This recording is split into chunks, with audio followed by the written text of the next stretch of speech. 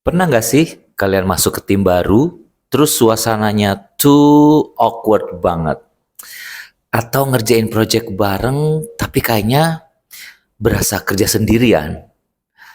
Well, selamat. Kalian sedang berhadapan dengan yang namanya dinamika kelompok. Halo semuanya, selamat datang di seri kolaborasi bersama LND Indonesia.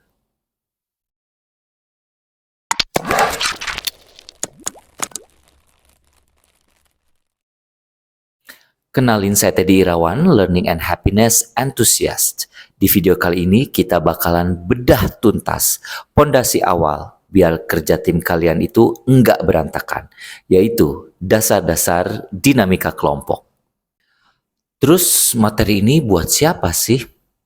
Kalau kalian ngerasa butuh ngebangun hubungan profesional yang kuat atau pengen kerjaan di kantor itu cepat selesainya karena timnya asik, berarti video ini wajib banget kalian tonton sampai habis.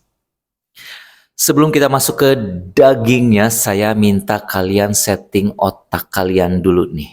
Selama nonton video ini, posisikan diri kalian sebagai seorang leader.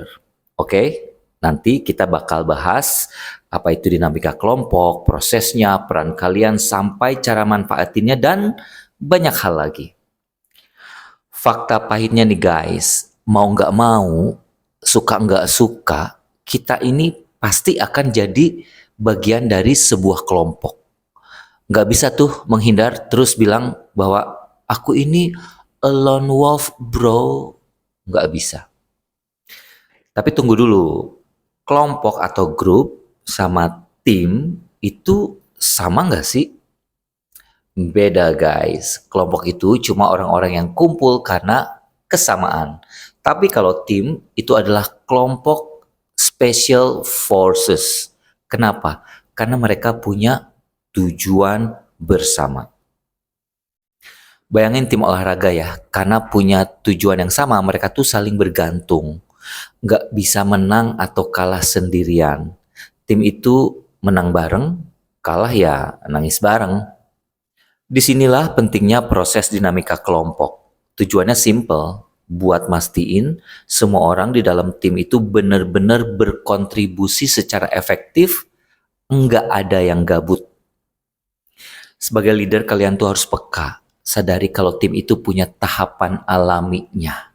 Kalian yang harus bantu arahin tim ngelewatin tahap-tahap itu. Dan berani nekel perilaku rekan kerja yang toksik atau kontraproduktif.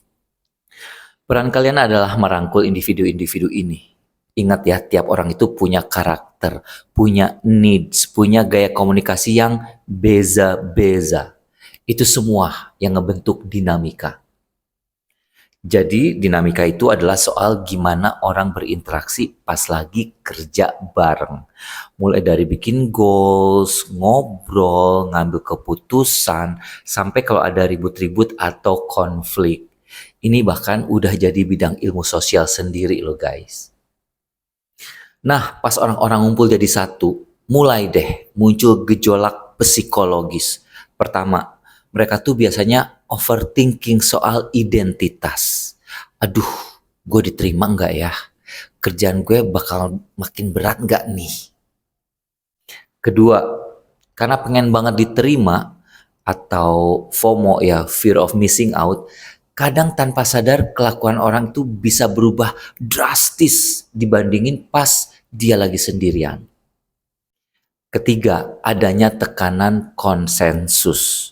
Opini satu orang yang benar bisa langsung ciut kalau dikeroyok suara mayoritas kelompok. Makanya wajar banget ya perilaku seseorang itu bisa berubah total pas lagi ada di dalam kelompok. Terus gimana dong caranya biar tim kita itu jago? Catat nih ya, ada teori dari Bruce W. Tuckman. Ada 4 fase. Forming, fase PDKT atau jaim. Storming, fase badai mulai konflik. Norming, fase mereda karena menemukan ritme. Dan puncaknya performing, tim udah otomatis jalan dan solid. Oh ya, ngomong-ngomong soal ngarahin tim, Kalau kalian bingung harus pakai gaya apa ya memimpinnya, saya udah bikin video khusus soal leadership style. Langsung klik aja link di pojok kanan atas layar kalian. Balik lagi, tugas kita dorong tim secepat mungkin dari fase jaim atau forming ke fase super solid atau performing. Pertanyaannya, skill utama apa yang paling dibutuhin buat ngelakuin ini? Jawabannya adalah mendengarkan. Dengan ngedengerin, kalian tuh nunjukin rasa respect. Tapi mendengarkan itu ternyata nggak semudah itu, guys. Ada 3 level nih.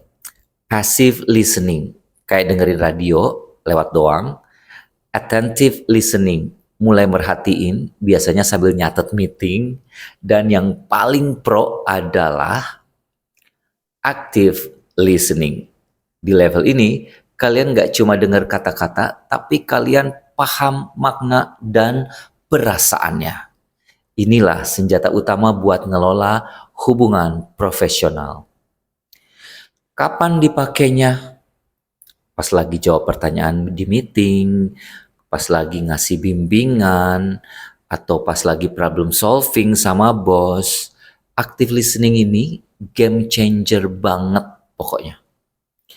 Oke, kita udah tahu senjatanya, sekarang gimana actionnya biar jadi high performing team? Gampang. Pertama, libatin semua orang bikin visinya. Kedua, perjelas siapa yang berhak ambil keputusan. Ketiga, manfaatin keahlian tiap orang buat kolaborasi. Dan keempat, bikin values atau rules of the game timnya kalian. Pada akhirnya, tim Dynamics itu ibarat mesin yang jalan di bawah sadar timnya kalian. Kalau dikelola dengan komunikasi yang keren, kinerja timnya tuh pasti melesat. Gimana? Udah siap praktek?